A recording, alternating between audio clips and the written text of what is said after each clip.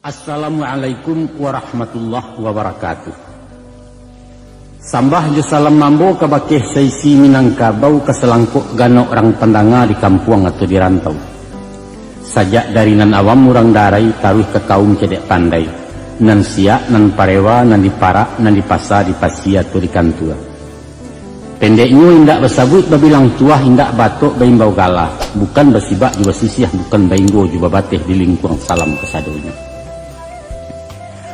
Manu sugalo ninyak mamak nan gadang basa betuah, kok salah maaf dipinta nan kadim hanyo sipai Allah.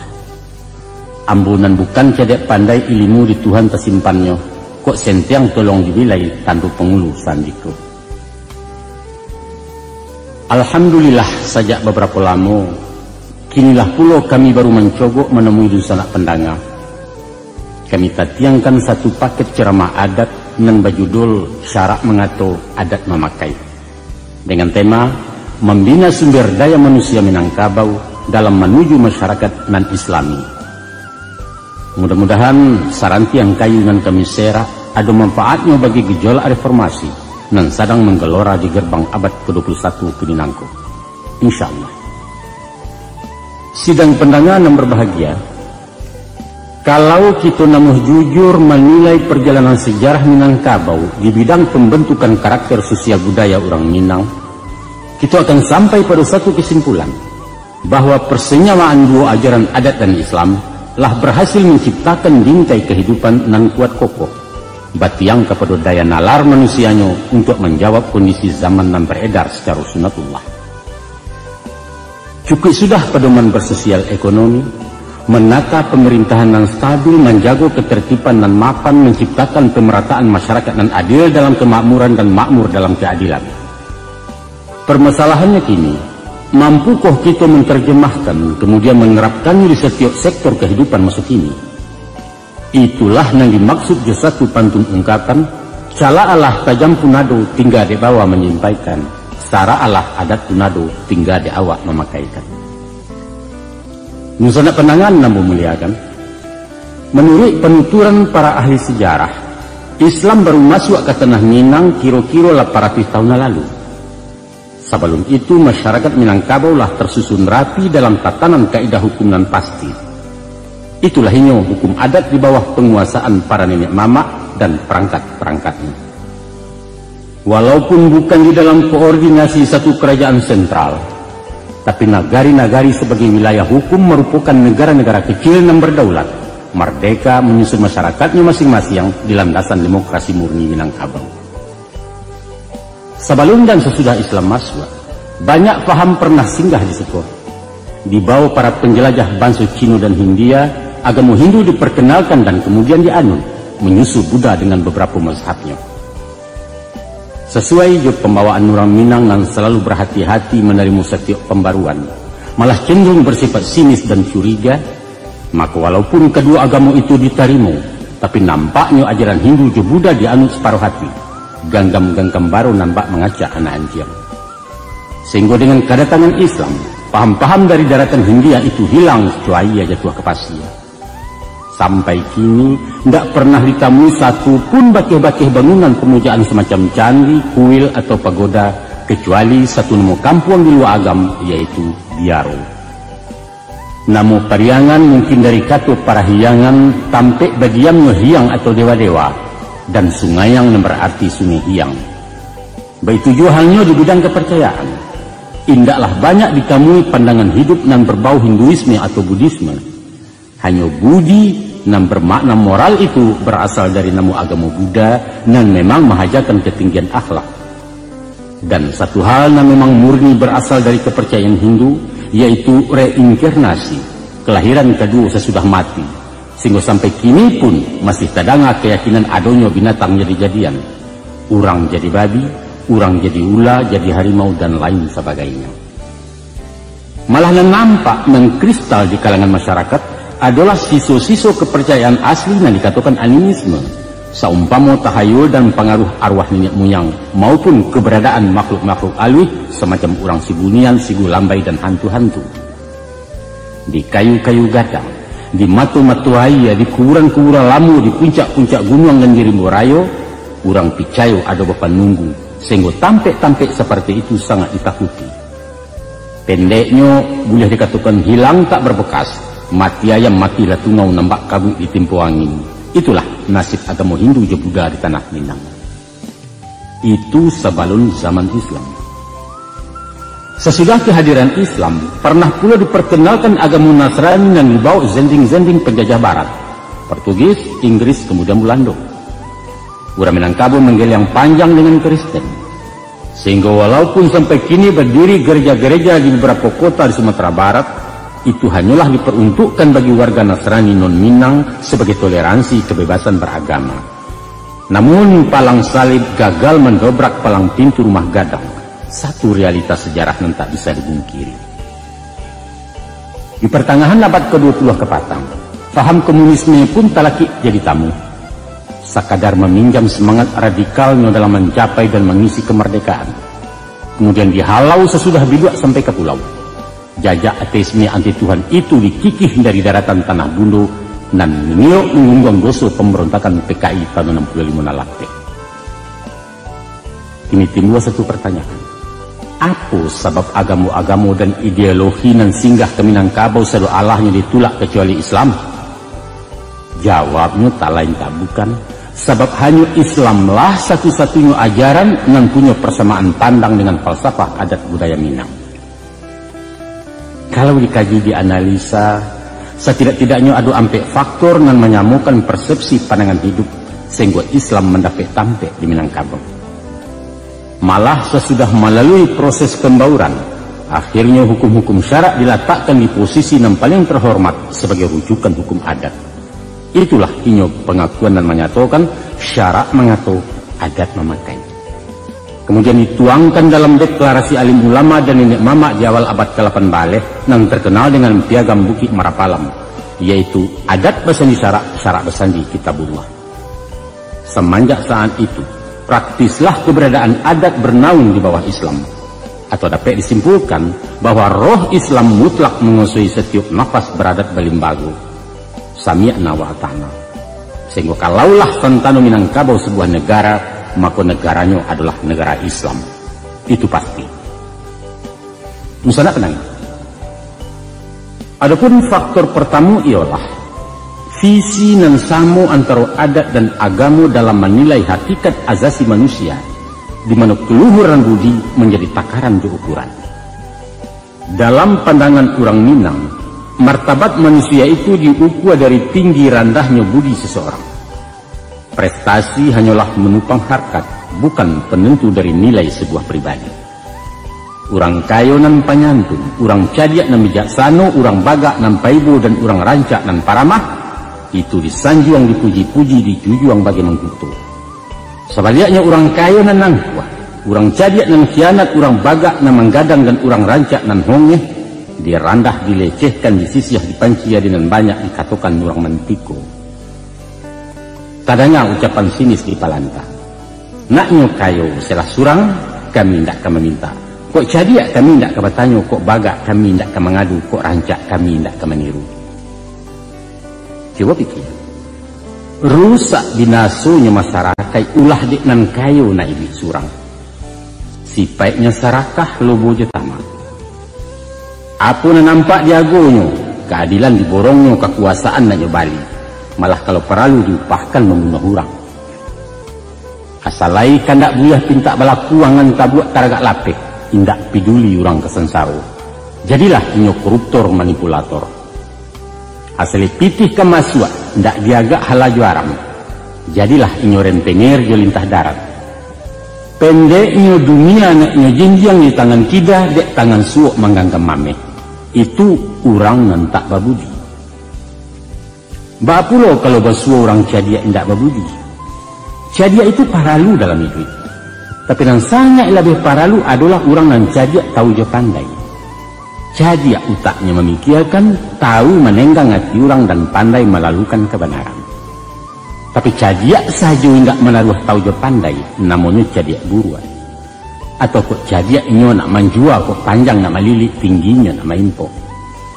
Si dunia menciluk sebatih parut yang sejangkah, Tapi mancilok yang mantu pena orang maliang ditentukan tua bisa hidup 7 turunan negara hanya 2 targa.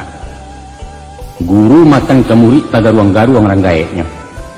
Nenek mama mahalah kemanakan angku doktor mencakiak pasien hakim menjual undang-undang. Itu fenomena nan acuk basuh ulah deh cadiak ndak babudi. Kadang-kadang adunan cadiak membuang kawan nan gak kuat membuang lama.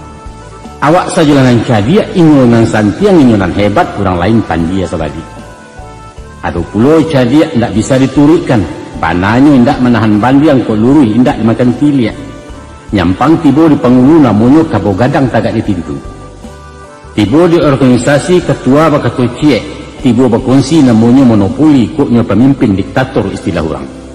Pantang dikritik kesinggung lebih bakanai. Dicacek tagang mariahnya dipuji lapang hiduangnya indak berpucu atiano. Itulah kalau krisis akhlak menimpa orang cadia. Kini orang baga indak berbudi. Bapak lo.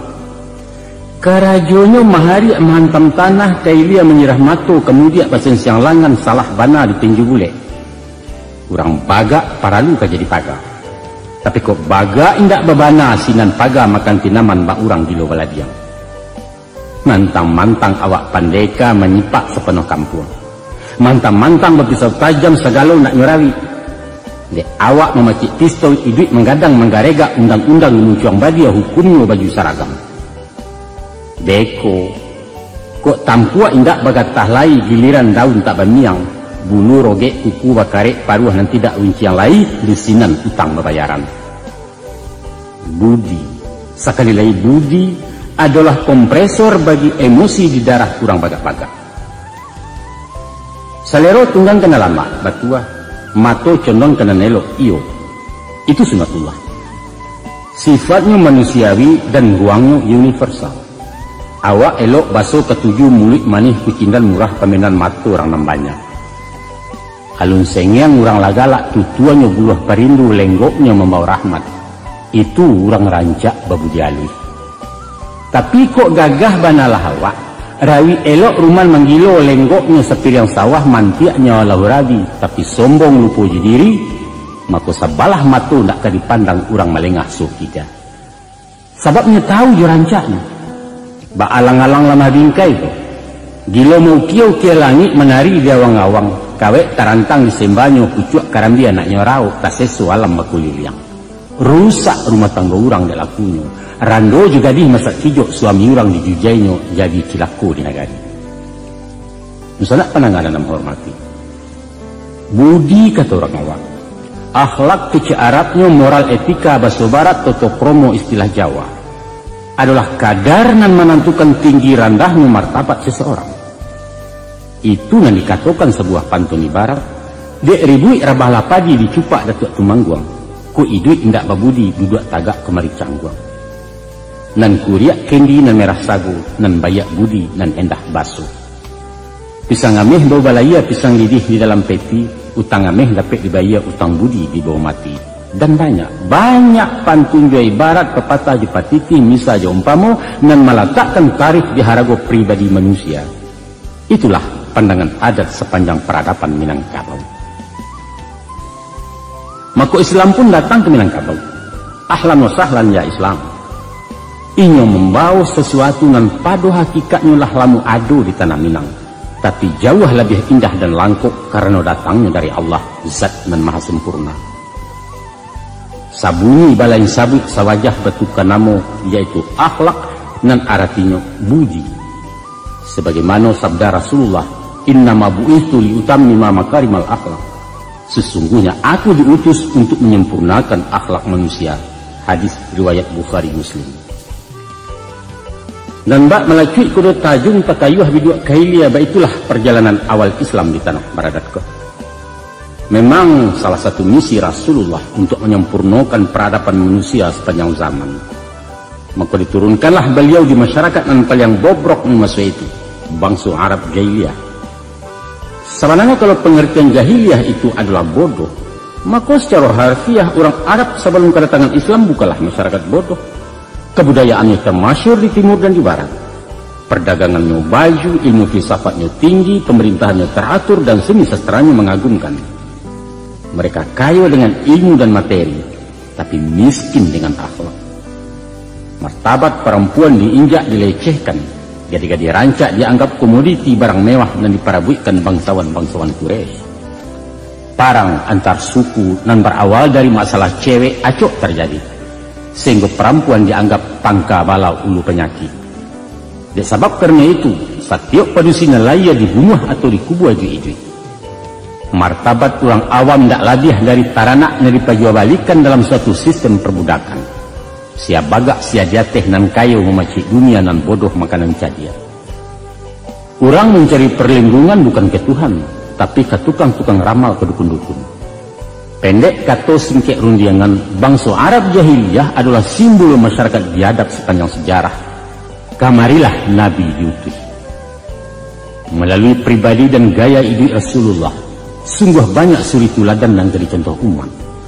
Tutua kato, laku parangai, bahkan diamnya saja pun jadi pedoman orang banyak.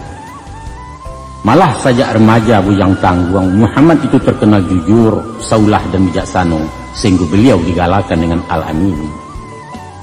Dalam jihad reformasinya, beliau dan umatnya selalu dimusuhi bangsanya sendiri. Diancam nak dibunuh, diteror, diintimidasi, diboikot, bahkan dikenaikan embargo ekonomi dengan larangan menjual bahan makanan. Sehingga tidak ada jalan lain kecuali meninggalkan kampung halaman bapisah junagari dan dicinto. Tapaso hijrah dari Makkah ke Madinah. Tapi sesudah sukses di perantauan, ilmu banyak bandu mulai pengalaman lasari pulau, dan nan pasti iman dan takwa makin mapan, maka baliaklah beliau rombongan melanjutkan Bangkala yang sudah. Kalau menurut kata nafsu, singanlah hutang balansaikan piutang betarimuan.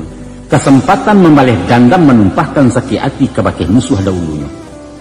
Tapi dengan ketinggian akhlak Islam, Dek Muhammad orang babudi, musuh-musuh lama pun dimaaf dilindungi. Malah jagoan dan tokoh masyarakat Quraisy yang paling jajok ya Rasulullah, Abu Sufyan namanya, dihormati hak asasinya, dianjung-anjung martabatnya. Tak kalau pasukan tempur Islam memasuki kota Makkah, maka keluar pengumuman Nabi bahwa untuk mencari keamanan supaya berlindung ke dalam Ka'bah atau ke rumah Abu Sufyan. Allahu Akbar. Kaum fuqaha mengatakan, khairun nas man yanfa'un nas. Artinya sebaik-baik manusia adalah yang bermanfaat bagi manusia lainnya. Maksudnya ialah kehadiran kita dalam masyarakat andaknya menjadi situasi dingin dari orang banyak, mendatangkan ketentraman, membawa barakai nan bak umpamu payung panji sampai berlindung kepanasan pakai bataduah kehujanan. Kok kusut satu menyelasai tibu di karuah mempajannya, parang mucuk sangketu habis dan senjang diluruskannya. Walau basilang karih dilihia balik batimba bagi makan nan bana risabu iu. Ulil hak walau kana murad. Katakan nan bana walaupun pahit. Sebaliknya manusia paling cilaka adalah orang yang menjadi silang kaneh kacang niang dalam negari. Resah masyarakat dia lakunya, kambang maksiat dia ulahnya, batabuah fitnah dia mulutnya. Sehingga pokoknya mati orang sujud syukur, badarun tapuak bakulil yang batu mejanya diludahi jok pilati yang masuk neraka. Ba itu Islam memperkenalkan akhlakul karimah, budi dan bayak basawaknya. Iko satu mata rantai dan mempertemukan antara adat jo Islam.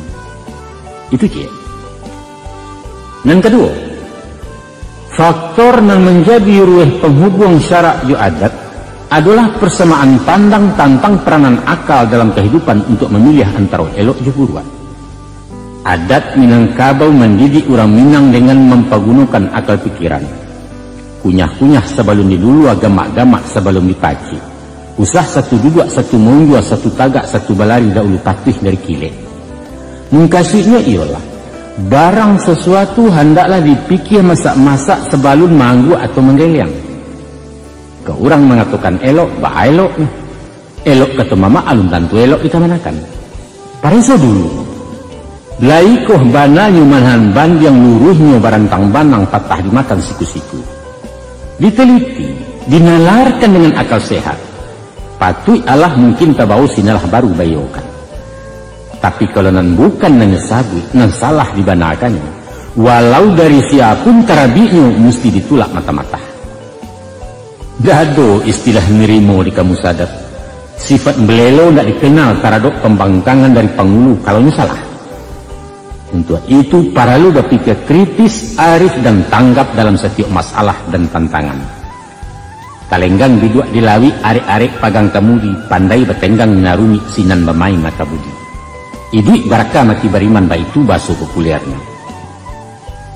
Adat menjiwah mempergunakan akal. Islam agama orang baraka. Maka batamulah rueh di buku bak punco masuk kaulu elok tibu rancak panantilah samo santi yang keduanya. Minangkabau menerima Islam di suku hati. Baru dua. Dan ketiga, masyarakat Minangkabau dari dulu sampai kini tidak pernah mengklasifikasikan manusia. Tidak dikenal kasta-kasta yang membedakan martabat hino atau mulia. Tidak ada bangsawan berdarah biru, tidak ada ningrat keturunan raja. Pangulu dihormati karena jabatan, bukan karena galaga tuanya. Itu pun ditinggikan hanya seranti yang jambo-jamboan, didahulukan cuma salangkah tungkai-tungkaian. Artinya sebatih menurut anggojo tangguh sepanjang wewenang yang diamanahkan kaumnya. Isuak balia mengulipah, kok camat alah pensiun tentara lah bebas tugas nyobaliak jadi orang darai. Duduk semurandah tagak semu tinggi di masyarakat di negari. Nan dianjuang diamba-amba hanya minyak mama, tapi anak bininya dunsa nak kemanakan atau konco palangkin sekalipun tetap saja orang biasa. Tidak ada tampik nepotisme di Minangkabau. Bahkan pemimpin tauladan hanyalah nambah sifat memandikan kudo tajun dahulu masuk air, bukan cuma memandikan nanjang dan memerintah dari tapi. Jangan jaro mantang-mantang awak kepala desa ke disambah di orang banyak. Tidak ada cerita rakyat kamu rungkuak-rungkuak membungkuak menanti titah dari beliau. No way kata anak muda ini.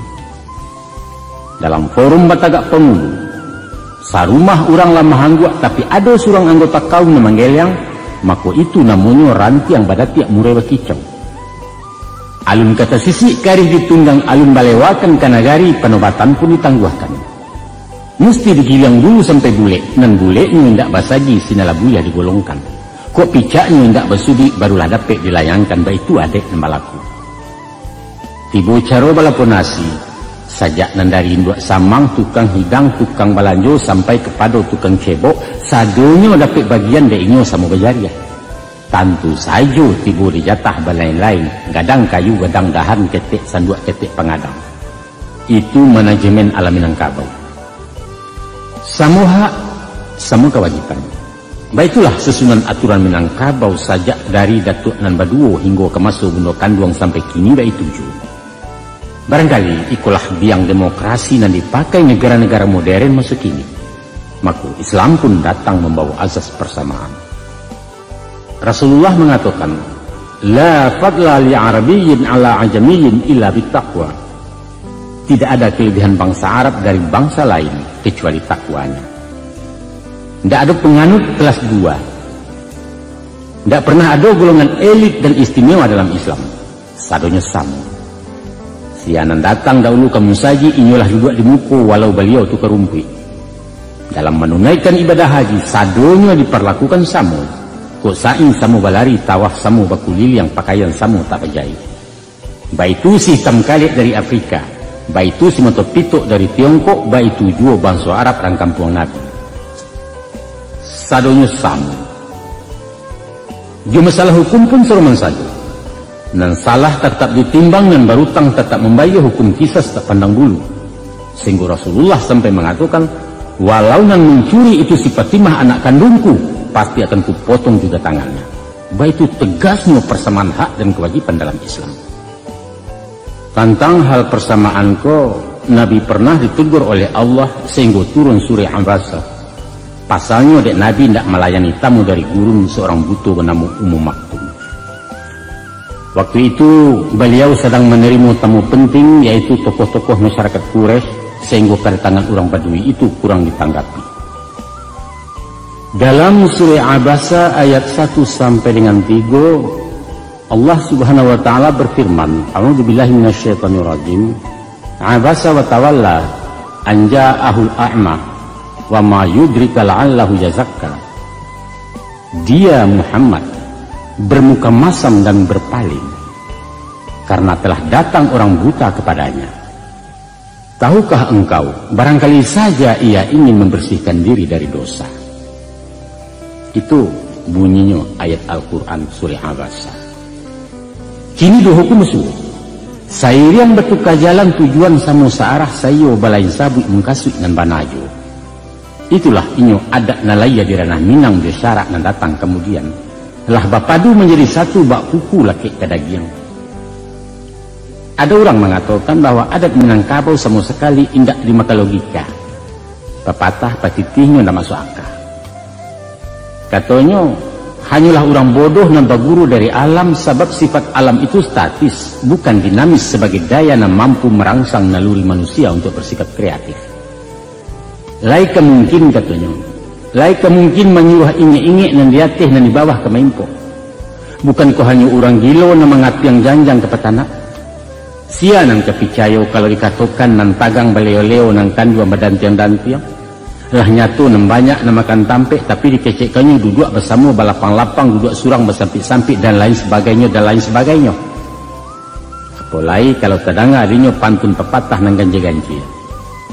Umpama jika dibalun sebelum kuku kalau dikambang seleba alam, walau sagadang bijo labu bumi jalangi ada di dalam. Mustahil.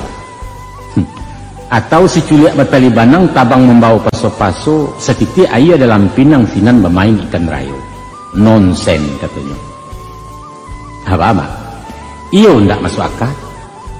Cuba ulang sultan berpikir. Ko alun jo tapi kia pikir-pikir sekali lain. Ko indak jo tapi kia kan tanda sultan kurang pikiran. Sase kurang memikir. Kesembuh. Alusana penengah. Ko angku satu sepandape. Maka angkulah samu bingung di baliau. Sebab akan nado dalam batin indak menggari maranuangkan. Atau setidak-tidaknya sekolah angku randah tinggi SD. Karena anak SMP pandai membaca nanta surek, murid SMA lah bisa membaca nanta sirek, sedangkan mahasiswa pandai membaca nanta surwa. Kok kaya panjang sejangkau salah lawi ke diadam. Mungkin awak menjujai nanta pandai dikatakan pajak tak panggala. Mangalah kacau ke dipacah lah nyatu awak buruk muku. Adat Minangkabau itu justru mahaja orang berpikir, menyuruh cadia, menyuruh pandai mendidik umatnya mempergunakan akal rahmat Tuhan. Maka datanglah Islam mengabarkan peranan akal dalam hidup manusia, bahkan agama itu hanya untuk orang nan berakal. Ad-dinu liman akal, la dina liman la aqlala.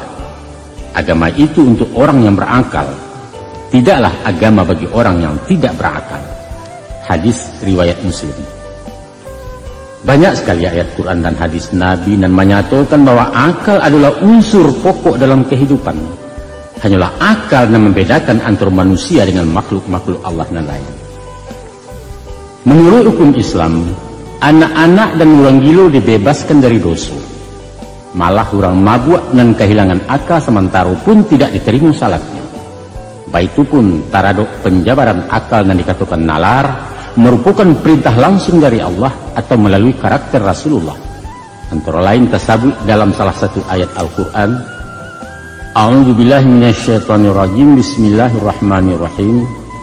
Inna fi khalqis samawati wal arda wa ikhtilafil laili laayatil liulil albab. Sesungguhnya kejadian langit dan bumi dan pergantian siang dan malam telah menjadi pertanda bagi orang-orang yang punya pikiran. Acuk bana Tuhan menggugah hati manusia untuk berpikir. Saumpamo apalah ta'qilun, apalah tatafakkarun, apalah ta'lamun ya ulil albab, dan lain sebagainya dan lain sebagainya. Pernah pada suatu operasi militer, Rasulullah memerintahkan pasukannya istirahat di lereng sebuah bukit. Maka menghadap seorang sahabat kepada Nabi bernama Salman Al-Farisi. Beliau menyatakan keberatannya, sebab tampek itu tidak aman dari serangan musuh dan mungkin datang dari puncak bukit. Spontan beliau sebagai panglima memerintahkan supaya pindah ke tampek yang lebih strategis. Walaupun Rasulullah seorang komandan, tapi tidak gengsi menerima saran dari anak buah dikarenakan Salman berpikir logis tentang kondisi medan dan memang kurang menguntungkan. Di situ akal yang berperan bukan status. Dan Nabi sangat menghargai kritik dari prajuritnya sendiri.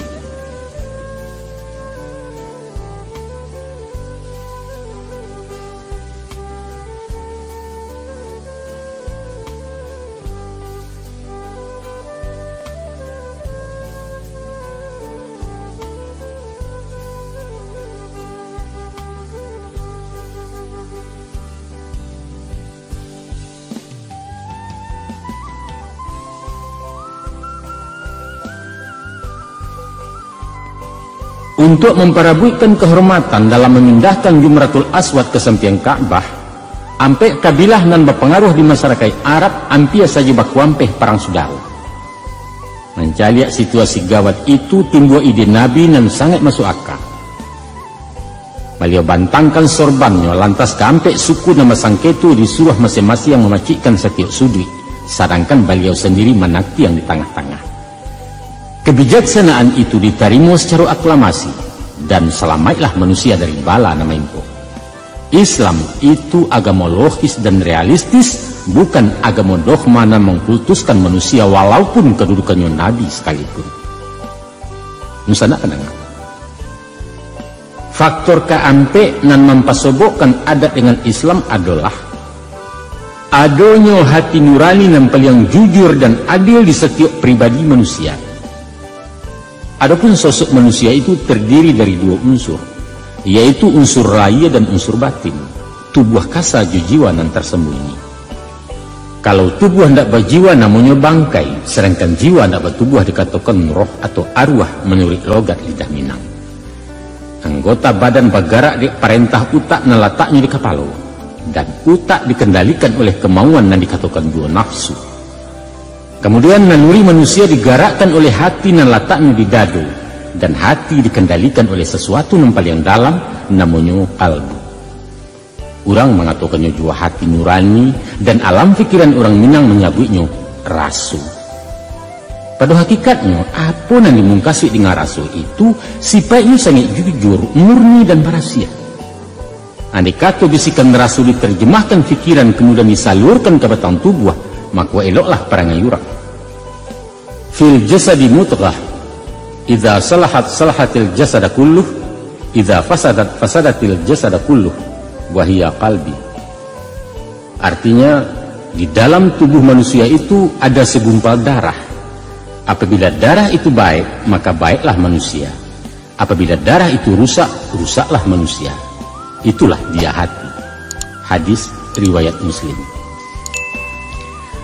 Nah, menurut ajaran adat, zat rasu itulah yang mesti dibangkitkan di diri setiap insan, dipupuk, dilatih, dipaharik sehingga kekuasaannya lebih dominan dalam batin. Itulah beko yang menjadi sumber inspirasi terbantunya aturan, dan kumpulan aturan itulah yang dinamakan adat. Jadi adat itu adalah satu talago nan ulu ayahnya dari rasu, kemudian mailia menjadi laku perbuatan orang Minang. Tidak ada adat bagi orang yang tak punya rasu, tidak baparasaan cara kasarnya. Maka dek manusia terjadi dari dua unsur laya jo batin. Di antara keduanya mestilah berimbang, serasi dan selaras. Jan senjang tagang sebalah samubare ujung jepangka di sini letak keadilan. Rasu nan didadu menjalang pikiran di kapalu untuk diolah. Itulah yang dikatakan rasu di bonaya. Sabaliaknya pikiran tajun kadado untuk dipareso oleh hati, itulah yang disebut pareso di bawah turun. Singanlah basuo paham nan sesuai, menyawak dinan tanang maelo dinan salasai, dan banamulah inyo kebenaran. Garak layan nan ke membantu, bayo jobati nan ke manilai dikatakan alwa jopatui, batamulah hakikat kejujuran. Mengko raso jo pareso, alwa jopatui anggo jo tanggo baris jubalabeh adalah tampe tagak berdiri adat, atau istilah kaminyo GBHA, garis-garis besar haluan adat. Joko lah itu nanti rompak sinala tumbuhnya malu. Malu terserak di nagari, aib bertabu dalam kampung, datanglah sasa dalam batin. Hati seso tubuh mularai ulah delaku jo parangai tangguanglah doso salamono. Penyesalan itu pada pokoknya adalah ratapan hati nurani dan kalah melawan nafsu. Walaupun kejahatan tersembunyi, raso indak tersingi surang pun urang dak nan tahu, namun malu tetap terpandang. Membayang korman muku nampak digarak jo karena timbullah rasu randa diri. Makan hati baulam jantung baik itu istilah orang. Di siko tadanga pentun mudo. Koto kaciak di balai belo ketigo kampung peninjauan nan kampe jo koto gadang. Usah tabatiak tabarito biala luluah di ganggaman doso nak denai tanggung sorang. Minimal sahamba-hamba tabu. Nyampang tali pua rasul di dalam indak bermalu ke dirinya, tapi malu je manusia tak kama muku disuruhkan. Waduh, niat sumbang karayo sasek laki-laki mendaya orang padusi. Sambil menakuannya mengamik tadanga jawab si cewek. Katanya. Manga kok dah. Nampak dia orang malu awak. Nampak dia orang. Kalau nak nampak dia orang bah. Langsung. Di sikolah agama menjawabnya. Jangan. Walau tak ada orang yang tahu, tapi Allah memandang menyaksikan. Malu kepada Allah itulah namanya takwa. Man kana yu'minu billahi wal yaumil akhir fala yahluwanna bi imra'ati laisa ma'aha dzu muhramin fa inna thalithuha syaitan. Barang siapa beriman dengan Allah dan hari akhir, maka janganlah sekali-kali menyendiri dengan seorang perempuan yang tidak disertai murimnya, sebab pihak yang ketiga dari keduanya adalah syaitan. Hadis riwayat Ahmad. Nah, tantang kebanalah letak kesempurnaan agama madain Allah dibanding adat buatan manusia. Maka kok nyelungga kabe adat tali syarak kemampahare, kok guyah rasa dibatin pasal agama mempetagut. Dek kurang lagi ke batu kuat sayuk ku adu ke pambilai punco laki ambalau tibu, maka Islam diterima di Minangkabau. Selamat datang agama Allah di tanah pusatku ranah bundu. Sesuai je pandangan adat tentang rasul pareso alua je patui, maka Rasulullah mengatakan dalam hadisnya, innama a'malu binniyat wa innama li imri manawa.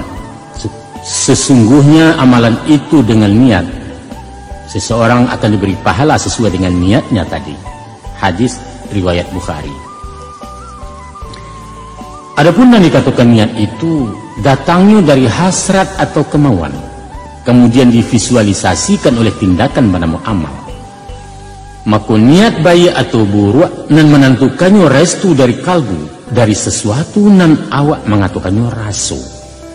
Hasilnya pun bergantung dari apa nanti niat jak dulunya. Mbak kata pituah cadek pandai, kok lai padi nan ditanam tak mungkin dilalang nan ketumbuh. Siapa menabur angin dia akan menuai badai. Baik itu ungkapan Ketua Mutiara. Kok niat buruk karayo salah, nilainya dosa murka Allah. Dikutuk di kapik tanah di akhirat tangguanglah azab neraka jahanam tentangannya. Kok raso indak menaruh budi kasa parangai jahat tangguanglah malu di nagari sasanan tidak tahu juang. Ada satu dialog menarik antara seorang mu'alaf dengan Rasulullah. Sesudah melafazkan syahadat, orang itu bakatu bake Nabi. Katanya, ya Rasulullah, kini ambolah Islam, tapi karaju ambo mencilok. Boleh ku ambo taruh mencilok? Kontan dijawab beliau, boleh, tapi bersyarat. Mendengar jawaban itu tak kajui semua alam. Apa syaratnya ya Nabi Allah? Syaratnya kata Nabi, tidak boleh orang tahu. Bukan main gadang hatinya sambil mengecek sama seorang. Henteang itu. Lantas sesudah mengucapkan salam, orang tadi pun bagagai payah. Besoknya si mu'alaf tadi menemui Nabi. Kapatang amu mencilok, katanya. Lain tidak ada orang yang tahu, kata Nabi. Indak, orang yang punya rumah tak kalok sampai pagi. Jus siang mencilok, tanya Nabi selanjutnya. Kami berdua, tidak ada orang yang tahu loh. Besoknya datang pula ini melapor. Ya Rasulullah, tadi malam ambo mencilok, tapi ambo surang. Tidak ada orang yang tahu. Lalu Nabi bertanya, wang tahu? Oh tentu tahu, sebab ambo tidak dalam mabuk doh. Wang orang. Walaupun pencilok ambo ko orang juga ya Rasulullah. Sambil yang Nabi berkata, kanlah dan kecekkan, bulia mencilok, syaratnya tidak ada orang yang tahu. Sedangkan wang ko orang, hukumnya tetap alarang. Sambil taman wang malu, orang itu pun berjanji ke Rasulullah tidak akan mencilok-cilok selama hidup. Misalnya pendengar, makna yang terkandung dalam dialog tadi tidak lain bahwa seseorang itu punya harga diri dan ia mesti malu ke dirinya membuat dosa.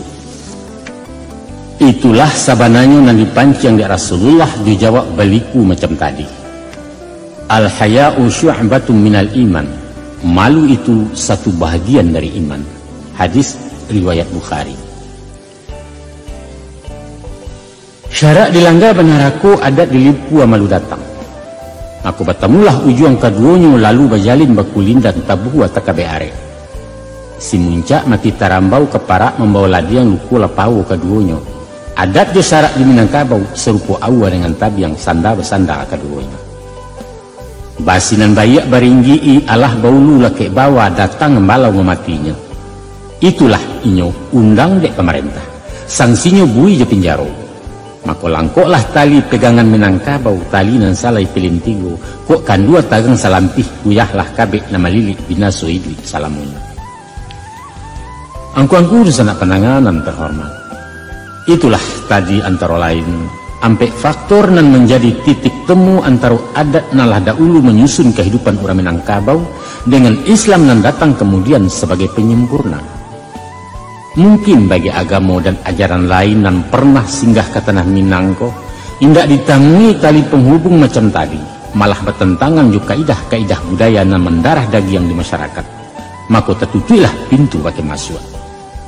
Seumpama agama Hindu nan membagi martabat manusia bakasta-kasta, Buddha nan memang mengutamakan budi tapi tidak membantu dalam amalan nan seimbang, Kristen nan hanya memfokuskan hubungan manusia dengan Tuhan dan tidak hubungan antar manusia bermasyarakat, komunisme nan cuma tunduk pakai nalaya sedangkan nan batin barang gaib ditampiak dimusuhi, dan lain-lain ajaran nan tak sapaham jurang Minang. Ajaran Islam indak membantu manusia Minang dari awal, hingga menyudahkan bangkalai nan tabantang, melanjutkan karangko nan tataga. Islam datang memberi pondasi di bawah bangunan adat nala kokoh. Sungguh tapi komposisi adat peseni syarak, sebab kata sandi itu sendiri artinya pondasi, landasan, alih nan taguh tampek taga. Berbahagialah orang Minangkabau dengan falsafah adat peseni syarak pesani kitabullahnya.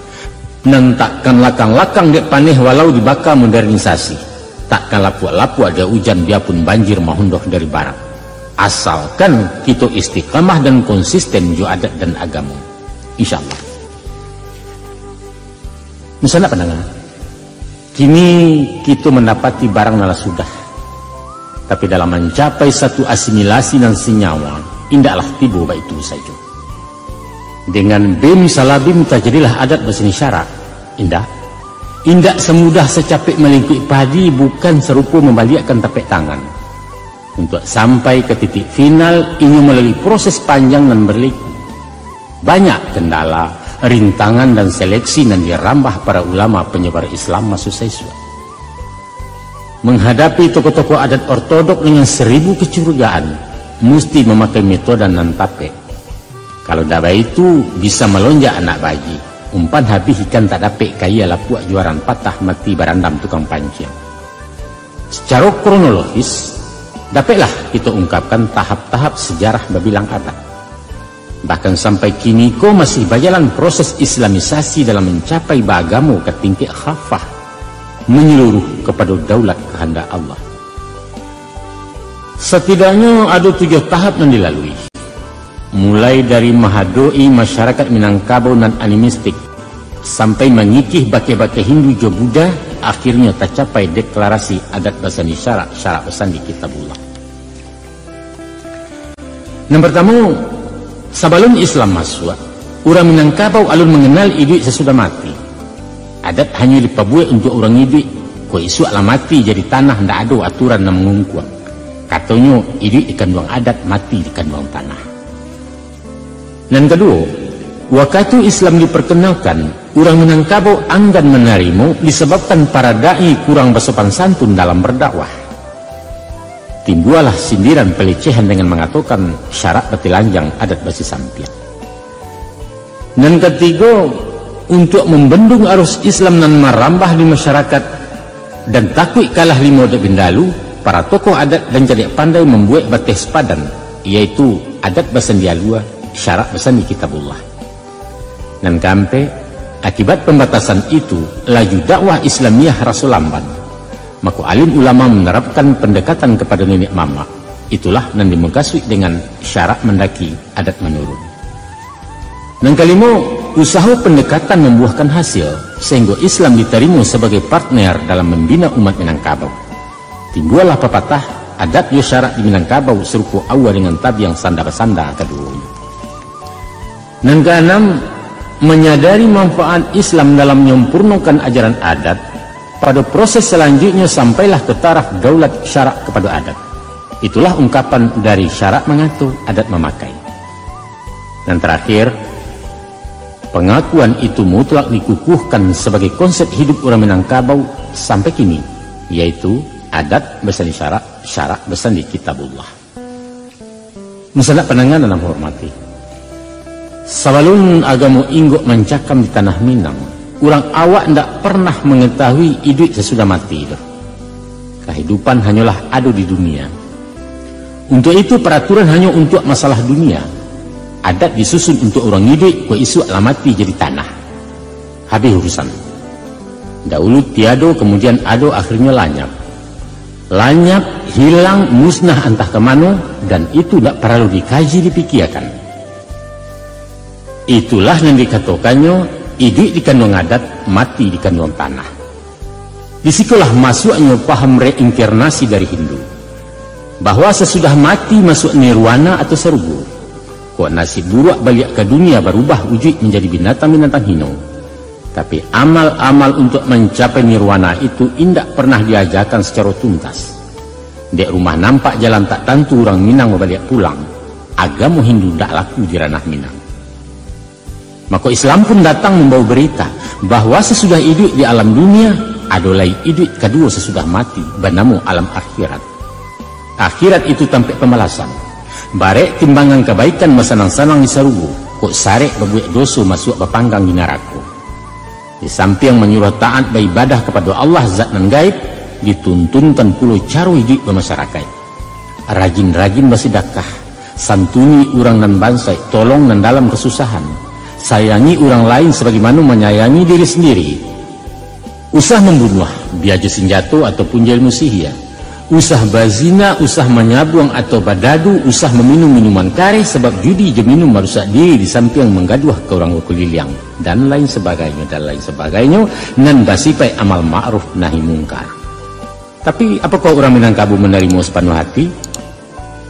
Alun. Pada hakikatnya batin orang Minang mayokan, tapi dilayainya bertangguh sebab cara terbuka dan transparan nan tembak tupai tidak berkenan di hatinya.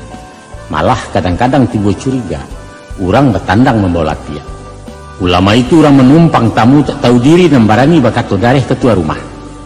Islam itu mahaja ikan baranang sebab sebelum dikatakan kamilah tahu, kira-kira itu sikap mental orang Minangkabau di awal perkenalannya dengan Islam. Tapi dia inyo penyuko jarek datang penyantun di dagang lalu, orang awak tatap memperbasokan, tatap ramah berbudidaya. Anak siamuak dalam padi, cukup di dalam pawarasan, sungguh baramuak dalam mati di muka indak kelihatan. Namun bakambang ucapan sinis nan seakan-akan paringek ke orang adat, yaitu syarak bati lanjang, adat basi sampiang. Secara literal dan secara pengertian, kata-kata bati lanjang itu sebenarnya negatif. Aduh kesan merendahkan, apalagi kalau dibanding dengan basi sampiang nan maknanya berpakaian. Mengkasihnya adat lebih sopan dari agama. Itu maksudnya. Apa sebab terjadi nama itu? Pasalnya dek metode dakwah yang dipakai para da'i masa itu terlampau transparan, terlampau terbuka, kurang mempertimbangkan unsur-unsur budaya anak negari. Orang Minangkabau menganut kultur klise, kurang menyenangi penyampaian dan belak-belakan walaupun materi permasalahannya sudah terjangkau. Indak sesuai umpan juaikan, kurang bijaksana bahasa tapeknya. Sedangkan Rasulullah pun menganjurkan memakai kebijaksanaan dalam menyaru orang ke jalan Allah. Ajaklah manusia ke jalan Tuhan dengan kebijaksanaan dan nasihat yang baik-baik. Quran Surat An-Nahl ayat 125. Dakwah berjalan terus. Para da'i dengan gigih menyampaikan seruan Islam ke tengah-tengah masyarakat umum. Hasilnya pun menggembirakan, di mana suara kebenaranlah sampai ke seantero tanah Minang, bahkan masuk di istana Pagaruyung. Di zaman pemerintahan Bondo Kanduang, susunan kabinetnya lah menaruh Menteri Agama, yaitu Tuan Kaji di Padang Gantiang. Dan Ratu Bondo Kanduang sendiri dalam tugas-tugas kenegaraannya dibantu 2 departemen, yaitu Departemen Adat nalataknya di Buo dan Departemen Agama batampek di Sumpu Kudus. Namun kekhawatiran taradok pudanya pamor adat lamu pusaka usang tetap saja menghantui penghulu-penghulu di negari. Maka dibuailah ampang-ampang sakit pembatih dan sampai syarak menyebarang terlampau jauh memasuki wilayah adat. Silahkan Islam berjalan di jalurnya, adat tetap di posisi nalamu. Status quo dipertahankan dan waktu itu kalualah pepatah, adat basandi alua, syarak basandi kitabullah. Pidoman adat alua je patut mencari bana jemu pakai, sedangkan syarak berpidoman kepada Quran dan hadis. Maka terantanglah jurang pemisah antara adat dengan syarak. Sakandang indak sebaun barang pawah jurang panta, parang indak rukun pun bukan gilo maintai-intai taruah, damai tapi gersang kata istilah anak muda. Angguang kudus anak pendengar, mencari hasil dengan alun maksimal, tentu saja orang-orang Siak, yaitu panggilan kepada para ulama yang datang dari daerah Siak, mengadakan penilaian ulang untuk menyusun langkah baru dan lebih efisien, dikaji diteliti, dimakuh banda tapakuknya mangkuai atas sandik turun. Maka hasil survei dan evaluasi menunjukkan bahwa selain dari perbenturan kultural, nampaknya timbul semacam kecemburuan sosial di kalangan tokoh-tokoh adat, bahwa lamu-lamu pamor para penghulu di negari tagil yang dek popularitas kurang syarak dan punya pengaruh di masyarakat luas. Para da'i dan mubalek lebih familiar, lebih akrab dan mudah didakei, bukan formil-formilan macam jedatua di penghulu. Orang minta barakai ke orang Siak, minta petunjuk ke guru-guru. Pendeknya konsultasi dan komunikasi lebih lancar di jalur syarak dibanding dengan jalur adat. Pantaslah orang-orang adat rasa talinteh kita kirai. Dan secara psikologis ikut termasuk salah satu ganjalan kurang lancarnya dakwah Islamiyah di Minangkabau. Maka dengan jiwa besar diadukalah pendekatan. Insya Allah sikap dan jinak-jinak para pati dan anggak-anggak geliang namuh dalam dan dua tangga tiga unjuk dan tidak babarikan akan dapat mendongkrak perhatian orang adat sehingga kok boleh menjadi da'i pula di kaumnya surang-surang. Ikulah pendekatan persuasif istilah politiknya, bukan pendekatan keamanan memakai badia atau intimidasi semacam kampanye di pemilu dengan mempetakui-takui rakyat, atau proyek pembodohan dengan memanipulasi suara pemilih. Tuga alun tatunam tinaman la tumbuh lebih dulu, tanda gambar alun bercucu hasil pemilu laba umumkan. Kepala desa diage jatah, kok target indak tercapai orang diage upah jariah. Maka dek mengajar honda hadiah karateh nan duo singgah kasih paku, karateh siso untuk nanciek mananglah taruhan rang diateh. Sukses single majority ulah dek galia tukang ganduh. Itu di luar negari yang bagus. Kut di negara Pancasila aku berasia, luber dan jujur. Nah, supaya rupanya dek basuo ubek je penyakit ditantang garih makan pae, maka kata bajawab gayung bersambut sampai mengkasui dan dituju. Timbul saling pengertian, tajalin hubungan akrab antara ulama je penghulu. Itulah yang dikatakan orang syarak mendaki adat menurun. Artinya orang Siak menjalang minyak mamak dan orang adat pun meresponnya. Akhirnya beliau berdua duduk bergantian di ulu rumah sambil madoi jamba kepala kambing sebagai lambang penghormatan kepada penghulu jetuanku. Waktu berjalan dua, musim baraliah tahun batuka, tauhid makin tahun jam sinar Islam mata-matarang. Kini nampaklah harmonisasi antara agama dengan syarak. Dengan kehadiran agama, orang Minangkabau rasa mendapat kawan seperjalanan, satondan samu sagandi yang melangkah berbimbing tangan.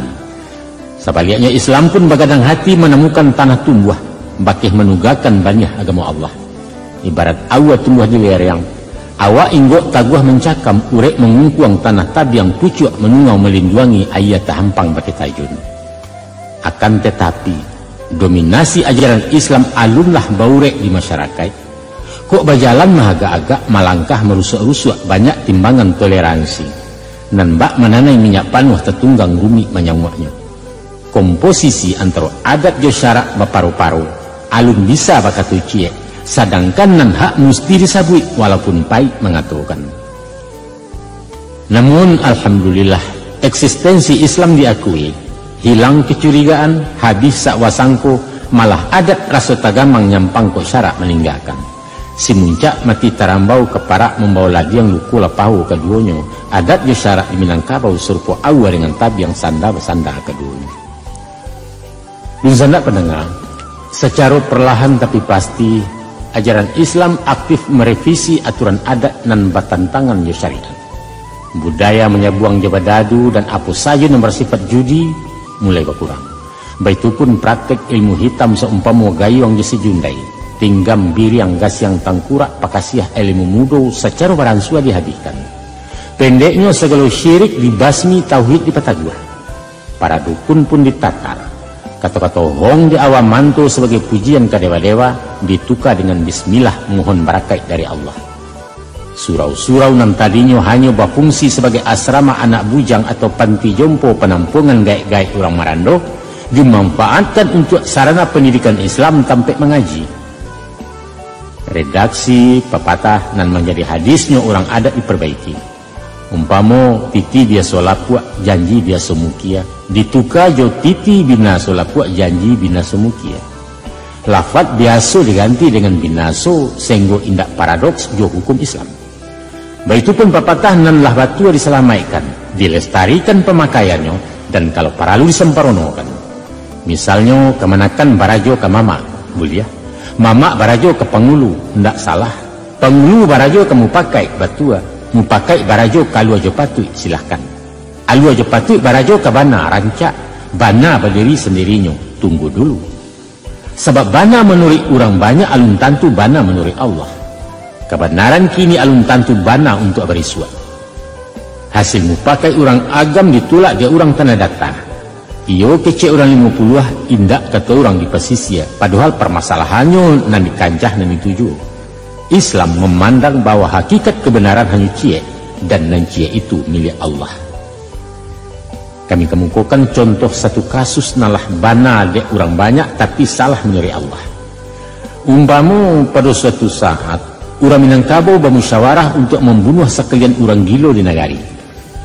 Ditimbang mudarat yang manfaat dikaji rugi julabu nan saki indak kecegak nan mauruh berpayah-payah di pasuang berang pemerintah dilapih tasisa orang banyak. Mengkola basua mungkin jepatui sesuai ku aja jangkau untuk membasmi ulu bala pangkacilako, yaitu segala nan gilo dibunuh secara massal. Itulah hasil mupakai dan itulah nan bana sepanjang adat. Namun kebenaran itu balawan jok hukum syarak. Apa sebab?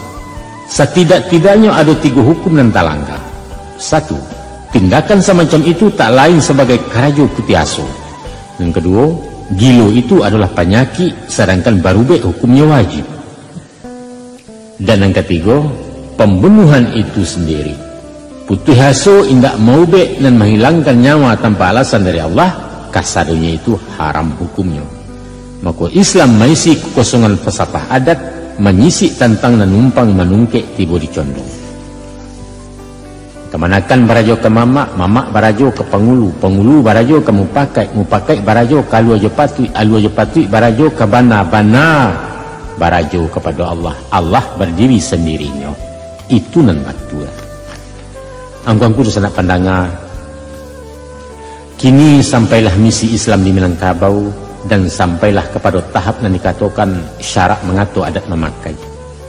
Islam membebaskan adat berkembang. Silahkan bermusyawarah, carilah kebenaran, ciptakanlah undang-undang, susunlah peraturan, pabueklah apa saja yang ketuju, asalkan tidak bertentangan dengan hukum Allah.